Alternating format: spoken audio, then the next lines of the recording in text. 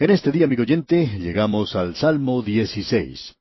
Y al observar este gran salmo que tenemos ante nosotros, nos presenta un canto de resurrección.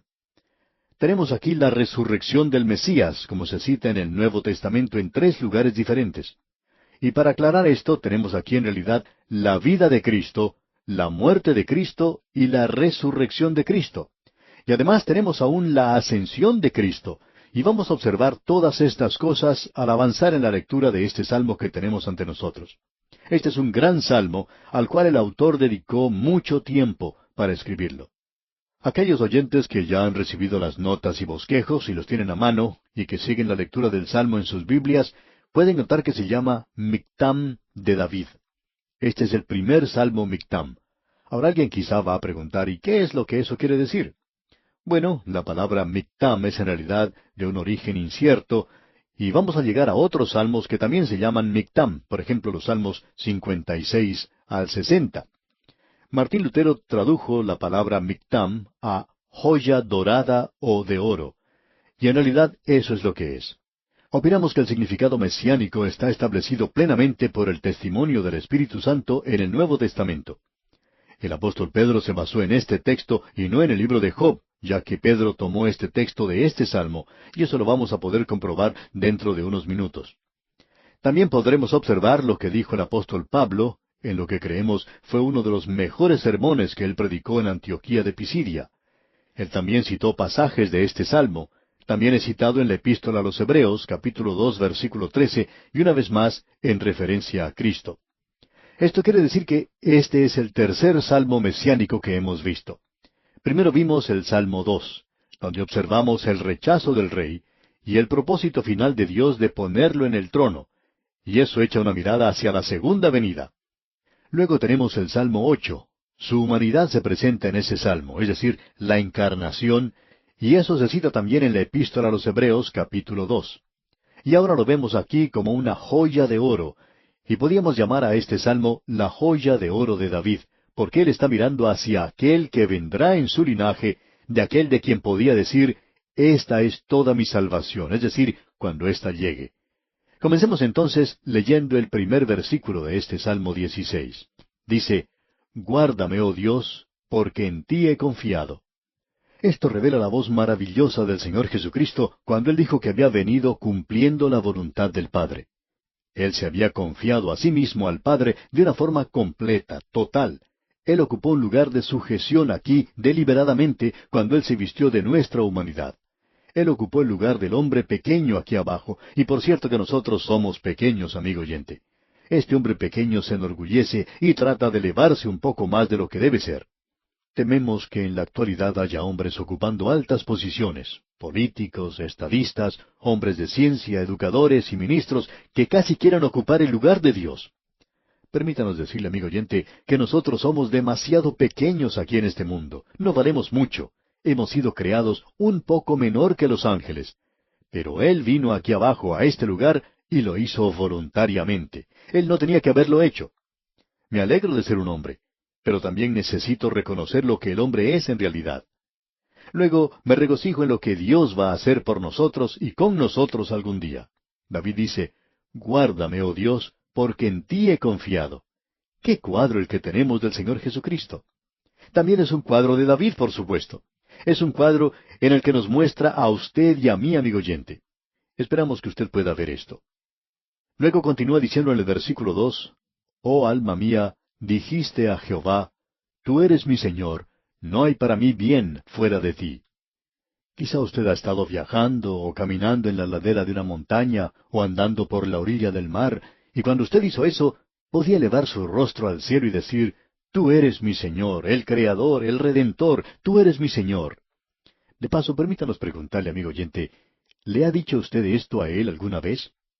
Usted no se puede imaginar lo que significa para un anciano el tener un nieto, el tener ese pequeñito sentado sobre sus rodillas, poniéndole sus tiernos bracitos a su alrededor y diciéndole, tú eres mi abuelito. Eso es algo maravilloso, amigo oyente. Yo tengo un Padre Celestial que nos hizo a su imagen, y mi Salvador quiere que nos acerquemos a Él, amigo oyente, y que le digamos, tú eres mi Señor. ¿Le ha dicho eso usted, amigo oyente?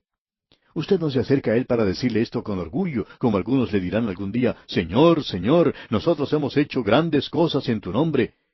Y Él va a responderles, Alejaos de mí, yo no os conozco. Amigo oyente, cuando yo le llamo a Él Señor, quiero que eso realmente signifique que Él es mi Señor. Bien, continuamos ahora con este Salmo 16. Leamos el versículo 3. Para los santos que están en la tierra, y para los íntegros es toda mi complacencia.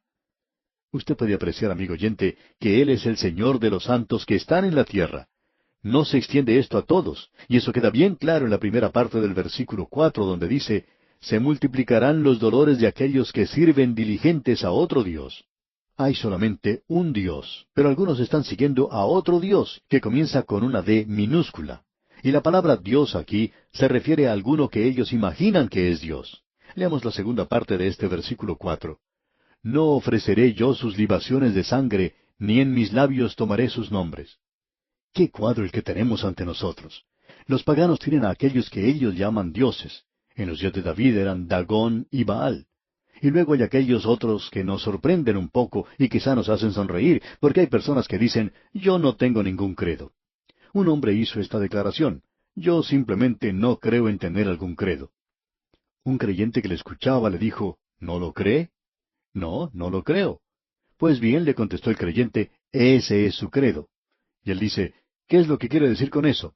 Y el creyente le respondió, su credo es que usted no cree en tener un credo. Uno no puede pasar sin tener algún credo. En una gran ciudad existía una iglesia cuyas grandes paredes se apreciaban del lado de la calle, y sobre esa gran pared se había pintado un cartel que decía, ningún credo sino Cristo. Pues bien, ese era su credo. Ellos tenían un credo, y era muy bueno, por cierto. Pero creemos que eso es simplificar demasiado las cosas, y uno no está diciendo toda la verdad cuando hace una declaración como esa. Opinamos que usted tiene que decir un poquito más que eso. Escuche ahora lo que dice el salmista al avanzar en este Salmo 16 y leer los versículos 5 y 6. Jehová es la porción de mi herencia y de mi copa. Tú sustentas mi suerte. Las cuerdas me cayeron en lugares deleitosos, y es hermosa la heredad que me ha tocado. Esto es algo maravilloso, amigo oyente. Jehová es la porción de mi herencia. Él es quien descendió aquí a este mundo y tomó ese lugar aquí abajo, y está andando en un mundo de pecado y de dolor, un completo extraño aquí. David se regocijó en Jehová, y hubo paz y gozo en su vida. Y dice, Jehová es la porción de mi herencia y de mi copa. Pues bien, ¿cuál es la diferencia? Mi porción es lo que a mí me pertenece. Eso es mío, sea que lo disfrute o no, es mío. Y mi copa es de lo que yo me apropio, de lo que yo hago mío propio. Para dar un ejemplo, podemos utilizar a un bebé al cual sentamos a la mesa. Allí ante este pequeño niño colocamos en su plato su porción. Él puede comer de ella, pero ya que él es tan pequeño, desparrama toda su comida y no consume mucho de ella. Él solo se apropia de una parte de la comida, así que él tiene una porción y tiene su copa, y nunca consume toda su porción, simplemente lo que tiene en la copa. Pues bien, hay muchas personas en el mundo, en la actualidad, que han sido bendecidas por Dios con toda clase de bendiciones espirituales, pero no las disfrutan. Su copa no está rebosando. No tienen mucho en ella. Dios quiere que disfrutemos la vida, amigo oyente. Él vino para que tengamos vida y para que la tengamos en abundancia.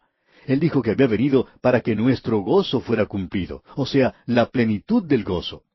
Nosotros podemos divertirnos un poquito, pero no lo disfrutamos todo el tiempo. Necesitamos tener gozo todo el tiempo. Este es un salmo maravilloso, amigo oyente. Escucha lo que ahora dice el versículo 7 de este Salmo 16. Bendeciré a Jehová que me aconseja, aun en las noches me enseña mi conciencia.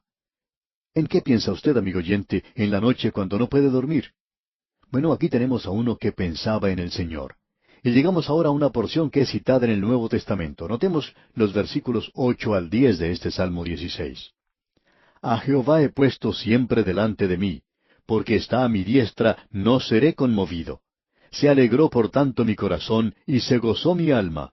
Mi carne también reposará confiadamente, porque no dejarás mi alma en el Seol, ni permitirás que tu santo vea corrupción. Este es el salmo de la resurrección del Señor Jesucristo. Esperamos que usted escuche con atención. Se cita en primer lugar por el apóstol Pedro en el día de Pentecostés, allá en el capítulo 2 del libro de los Hechos de los Apóstoles. Y este es el corazón, digamos, del mensaje de Pedro. Leamos en este capítulo los versículos 25 en adelante. Porque David dice de él, veía al Señor siempre delante de mí, porque está a mi diestra, no seré conmovido. Por lo cual mi corazón se alegró, y se gozó mi lengua, y aun mi carne descansará en esperanza, porque no dejarás mi alma en el Hades, ni permitirás que tu santo vea corrupción. Ahora el infierno o Seol, esa era la palabra hebrea para ellos, es Hades aquí, a lo que el Nuevo Testamento se refiere.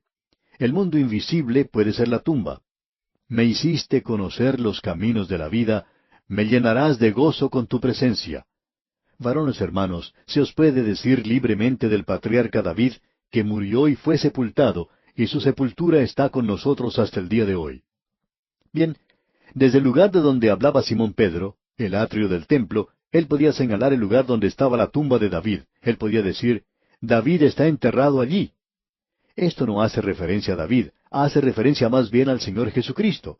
Y continúa Pedro diciendo, pero siendo profeta, y sabiendo que con juramento Dios le había jurado que de su descendencia, en cuanto a la carne, levantaría al Cristo para que se sentase en su trono, viéndolo antes, habló de la resurrección de Cristo, que su alma no fue dejada en el Hades, ni su carne vio corrupción. Ahora existen varios expositores liberales, Perone es uno de ellos, que dicen que esto no tiene ninguna referencia a la resurrección de Cristo. Pues bien, todo lo que podemos decir es lo siguiente. Cuando un liberal hace una declaración de esa clase, lo tenemos que poner a la par de lo que el apóstol Pedro dijo en el día de Pentecostés, y no nos podemos contener el hacer esta pregunta. Simón Pedro, en el día de Pentecostés, vio a varios miles que se volvieron hacia Cristo y fueron salvos. Eso trajo una revolución al Imperio Romano, y sentimos que tenemos que preguntar a los liberales, ¿cuántos están alcanzando ustedes para Dios en la actualidad? Esa es la prueba verdadera. Yo estoy tomando la palabra de Simón Pedro por lo que dice aquí. Este salmo se refiere a la resurrección de Jesucristo y él aún no ha finalizado. En los versículos 32 al 36 del capítulo 2 de Hechos, continúa diciendo Pedro, a este Jesús resucitó Dios, de lo cual todos nosotros somos testigos. Así que, exaltado por la diestra de Dios, y habiendo recibido del Padre la promesa del Espíritu Santo, ha derramado esto que vosotros veis y oís. Porque David no subió a los cielos, pero él mismo dice, dijo el Señor a mi Señor, siéntate a mi diestra, hasta que ponga a tus enemigos por estrado de tus pies.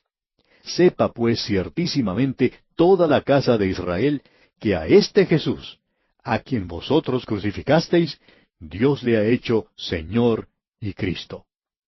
Esto es citado como refiriéndose a la resurrección del Señor Jesucristo, y el Salmo nuevamente es citado también por el apóstol Pablo, allá en el mismo libro de los Hechos de los Apóstoles, capítulo 13, versículo 35. Allí leemos, por eso dice también en otro salmo, no permitirás que tu santo vea corrupción. Así que este es un salmo de resurrección, amigo oyente. En realidad, lo que tenemos aquí es algo bastante sobresaliente. Ahora en el versículo 8 tenemos algo referente a la vida de Cristo. Escuche usted. A Jehová he puesto siempre delante de mí, porque está a mi diestra, no seré conmovido. Eso, amigo oyente, fue el camino que Cristo siguió aquí abajo, y es el camino que yo quiero seguir. Luego en el versículo 9 nos habla de la muerte de Cristo. Leamos. Se alegró por tanto mi corazón, y se gozó mi alma. Mi carne también reposará confiadamente. Y él murió sobre la cruz. Él sabía que Dios lo iba a levantar de los muertos. ¿Qué es lo que usted siente en la actualidad acerca de esto, amigo oyente? Usted sabe que Dios lo va a levantar a usted de entre los muertos. Luego tenemos la resurrección de Jesucristo en el versículo 10. Porque no dejarás mi alma en el Seol, ni permitirás que tu santo vea corrupción. Cuando dice Seol aquí, se refiere a la tumba. Luego tenemos la ascensión de Cristo en el versículo 11. Escuche usted. Me mostrarás la senda de la vida, en tu presencia y plenitud de gozo, delicias a tu diestra para siempre. Ahora este es un salmo glorioso, maravilloso, que nos habla de la resurrección del Señor Jesucristo. ¿Qué salmo más glorioso y maravilloso el que tenemos ante nosotros? Se usa tanto en el Nuevo Testamento. La resurrección de Cristo es profetizada, y este es un gran salmo mesiánico. Llegamos luego al Salmo 17. Y aquí tenemos otra sección que ha comenzado con el Salmo 16 y continúa hasta el Salmo 24. Es una sección que forma un todo.